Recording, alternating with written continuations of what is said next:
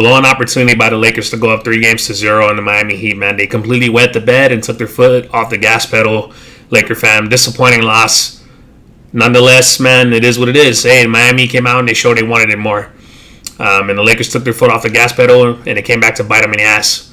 A lot of mental breakdowns this game that you can't have in the finals, man. A lot of defensive breakdowns, things of that nature, and just a lack of energy, stagnant offense, things of that nature. And so the Miami Heat showed that they wanted it more. Conservatively, I said the Lakers in 6. I never thought that the Lakers were going to sweep the Miami Heat whatsoever.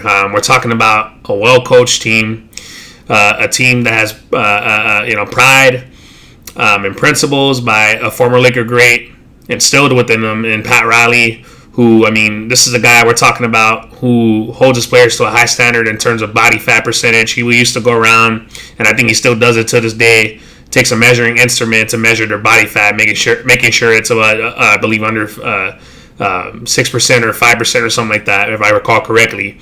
But the Miami Heat have nothing to lose. They're going to come back fighting. They're a grit and grind team, and they have plenty of confidence. They never go into, like Jimmy Butler said, they never go into any game, playing to lose. And the Lakers can't give them any type of life, and they did that this game by not putting their foot on the gas pedal and putting their foot in their necks and taking away their confidence. And they didn't play hard. They had too many mental breakdowns, and you can't do that. And they still had a chance to win this game. That just tells you how great they are, but it was too many mental lapses and too many defensive breakdowns. And then Butler got hot and stayed hot. And the Lakers had terrible defensive schematics versus him. And, they just didn't play. They didn't play well together as a team, man. They had some sparks, particularly Marquise Morris, who I'll get into later on. But from the leaders of the team, man, too many turnovers by them, Anthony Davis and LeBron James. And so, they lost this game in Game 3, 115 to 104. But so I'm going to get into a breakdown of the breakdown on this video. I'm going to talk about aspects as to how the Lakers lost, and then what they could do going into Game 4. So comment, like, share, and subscribe. Let's get into the breakdown of the breakdown. Anthony Davis has to do a better job of offensive awareness and where the defense is on the court. Right here, man, he catches the ball higher, but at the same time, when he has his back to the basket right here, and he spins just like that, he doesn't even see the defense. And a lot of times he gets caught up in that move. He has to develop some counter moves and a baby hook so that he's not so predictable on the offensive end. It's either a fadeaway,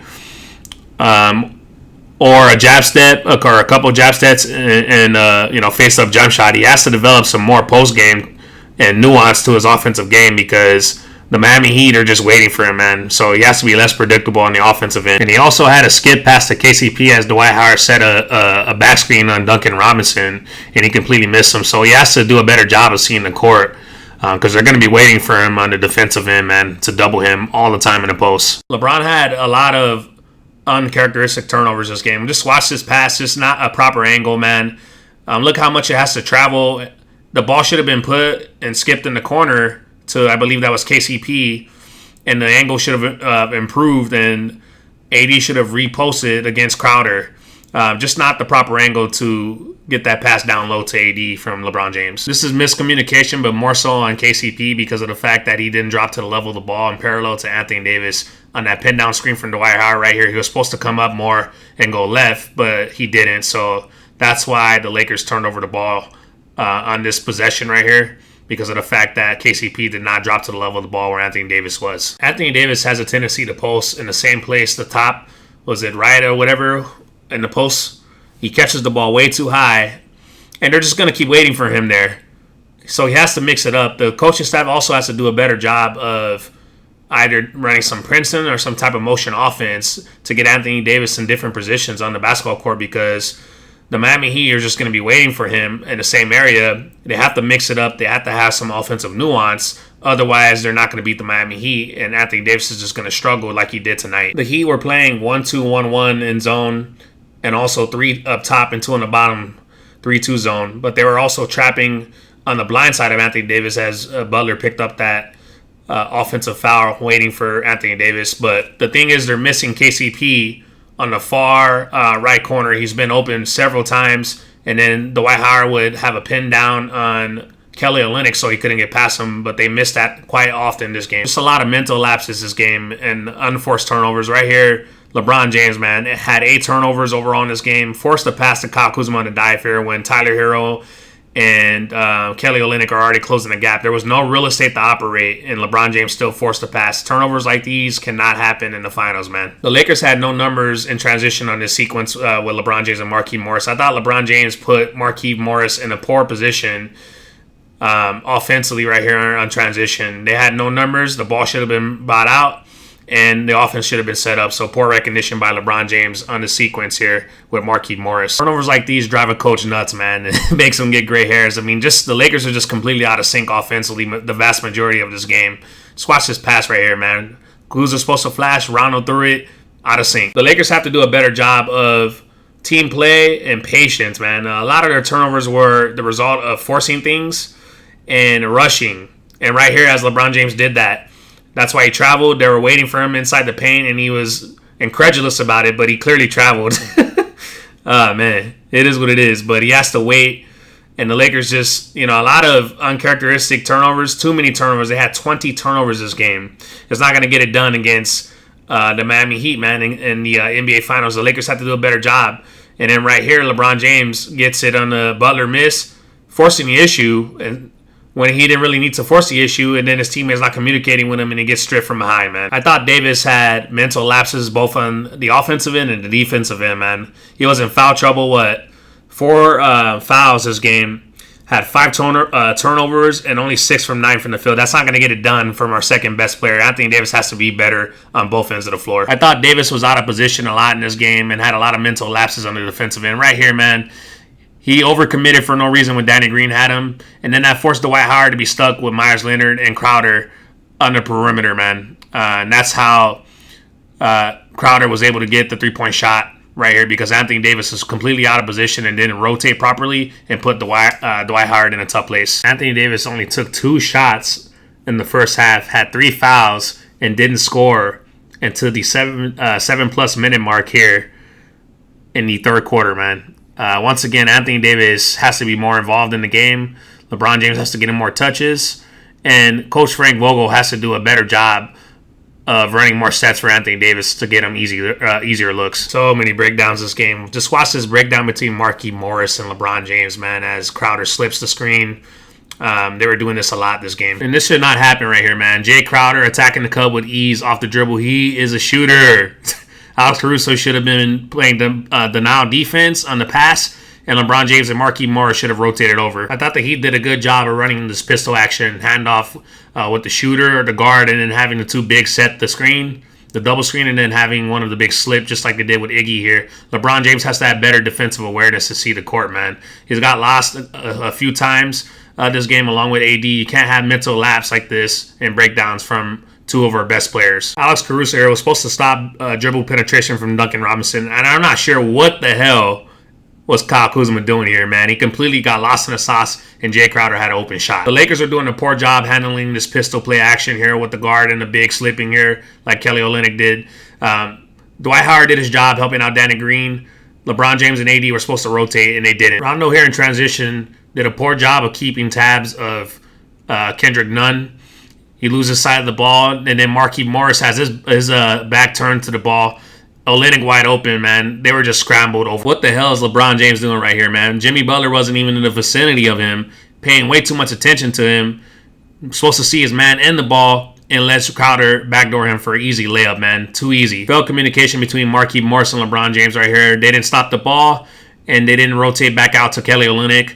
Boom, wide open. And this right here is just poor defensive communication and overall fundamentals, man. LeBron James was supposed to hedge on that screen, anticipate. He gave up too easy. KCP was supposed to trail Duncan Robinson, and then AD was over helping and committing, man. Just poor recognition by the Lakers defensively. The Lakers did a poor job defending Jimmy Butler, man. Most of his points were at the rim. The Heat had 52 points in the paint, And Jimmy Butler was a big reason, and that's why he had 40 points this game. And the Lakers should never have KCP on Butler, man, one-on-one.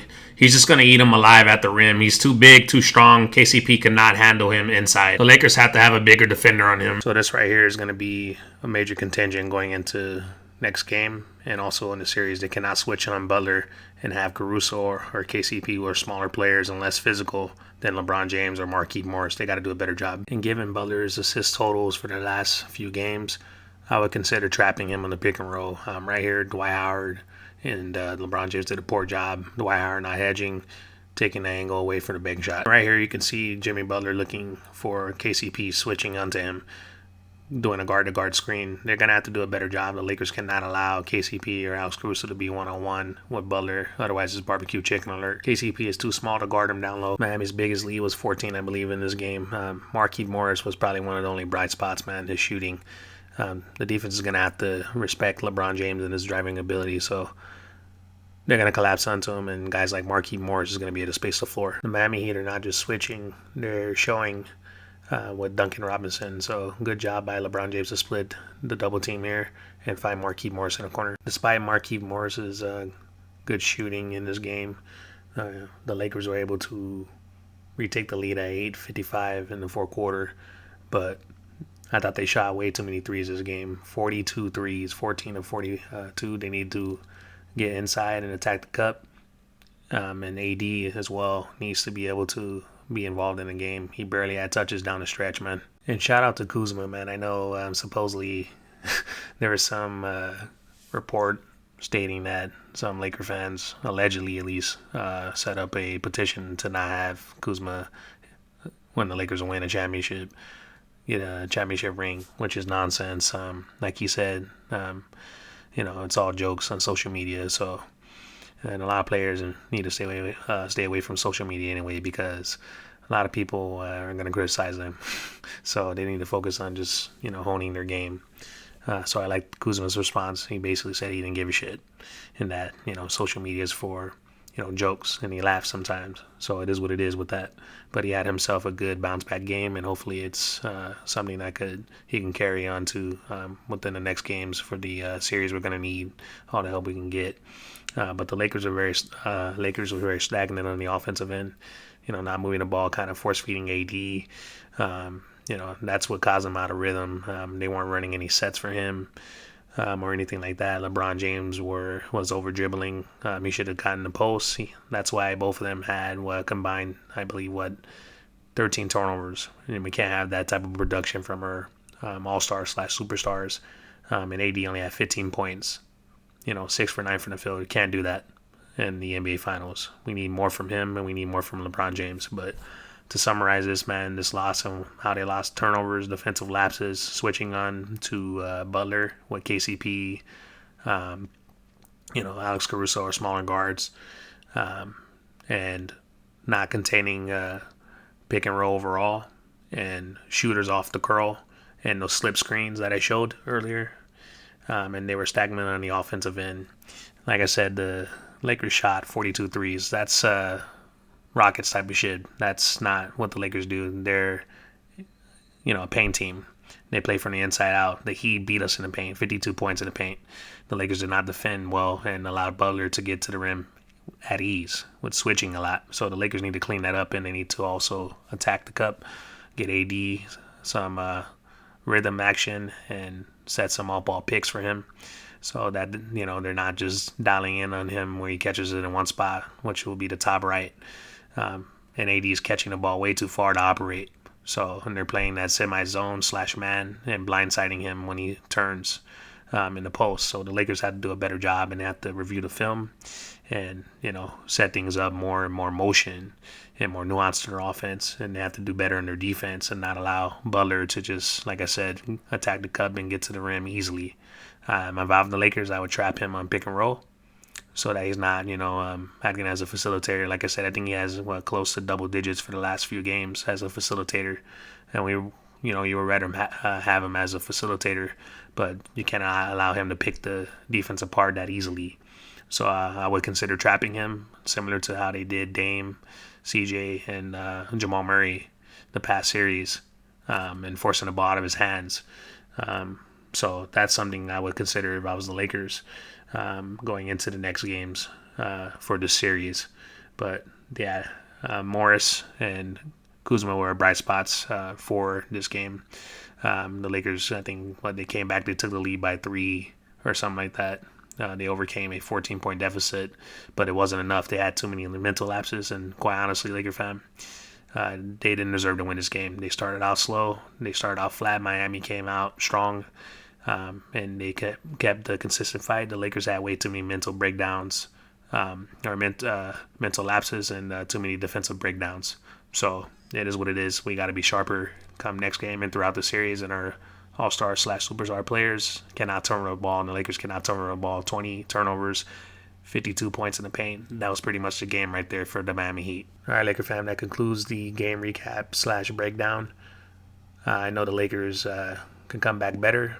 You got to look at it this way. They played shitty, and Miami played their best, and the Lakers still overcame a 14-point lead, and I think their highest lead was 5 points or 4 points or something like that. So it's very encouraging. They just have to clean some things up that I mentioned and within this breakdown, and we'll be all right. But we got to come out, of course, with the mentality to not take our foot off the gas pedal and not allow a grit and grind confident team that has nothing to lose with their two best players down, some of their best players in Goran Dragic and Bam Adebayo, who will probably end up playing the next game, but we'll see. But nonetheless, the Lakers have to come out strong, and they have to come out like they're the desperate team, and they're hungry. So, we cannot just, expect Miami to lay down. They're not going to do that. So I'm encouraged. I'm not concerned as well. Like LeBron James said, he's not concerned. The same thing with AD. We'll be fine as long as we play our game. But anyway, comment, like, share, subscribe. I'll catch you guys in the next one. Peace.